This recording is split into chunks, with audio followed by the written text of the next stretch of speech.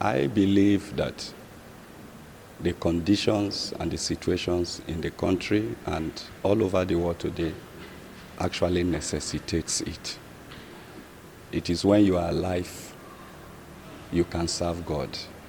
It is when you are healthy, you can go about your normal business. So I think as long as the policy or the directives as it is across the world, so in Nigeria, is not to witch hunt anybody or any religion, but it is to make sure that people are safe and people are healthy. I think it's a welcome idea.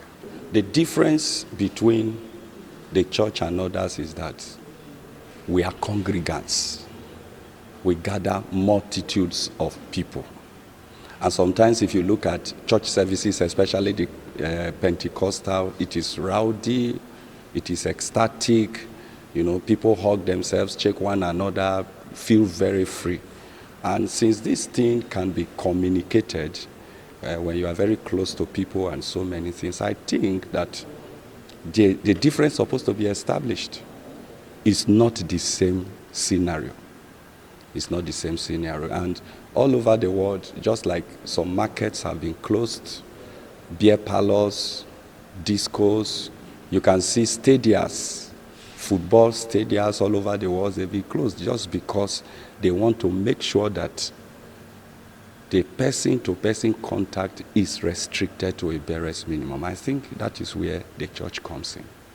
What we have done as a church is to make sure that we keep sensitizing our people about the coronavirus, the effect, and how to protect oneself from contacting it.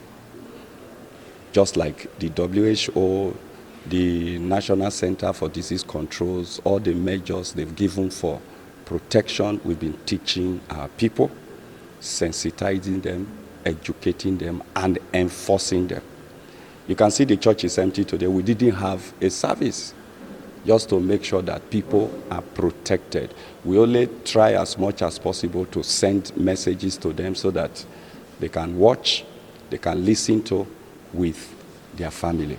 Things like mass holy communions, crusades, and all those ones have been suspended in line with such a directive so that the church will not be a source, through which this thing is spread. I know as Christians we are protected under the covenant. It is written, no plague will come near our dwelling places. We have power over sicknesses and diseases, but that does not take the place of precaution. I think that is the line the church is actually towing. The church is a major source of hope. The church, if there is anything the church does, is to give people hope. People go into crimes, people go into so many, heinous activities, people take their lives, people go into violence, people resist government, people fight one another when they think there is no hope. So they try to take laws into their hands. And sometimes we call it the survival of the fittest in one of those theories. But when somebody comes to the environment of the church, he hears the message, have access to counseling, has hope that no matter how things are, it will get better if he has faith and hold on to God. His life is regulated by that word.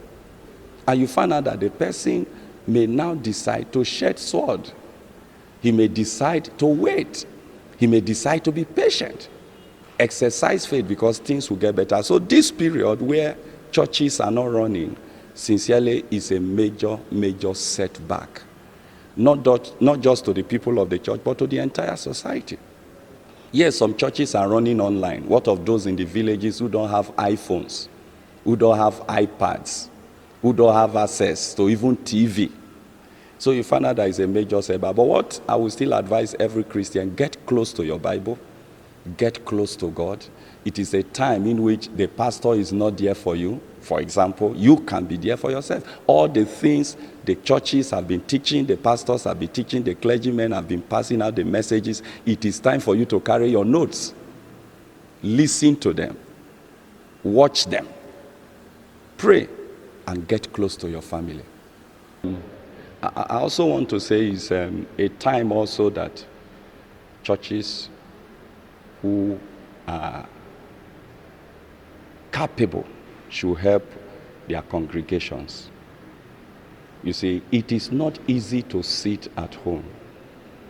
About 60% of Nigeria, I would say on confirmed statistics anyway, from my own estimation, depend on what they get every day in order to survive.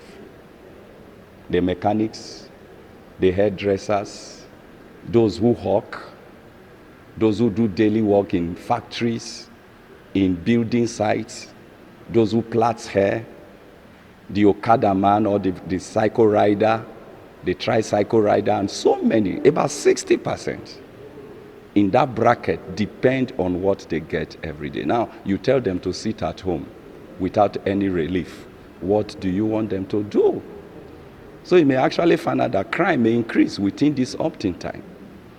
So churches, philanthropists, and people should come out and see how to palliate the suffering of the people. From our own angle here, we started with the widows. We've been able to distribute some money to every widow in this church. We'll proceed to other women and to individual households as the time goes on. And I believe I encourage all other people who are well-to-do, churches, religious organizations, philanthropists, please, let's help the masses so that people will not lose hope. Thank you.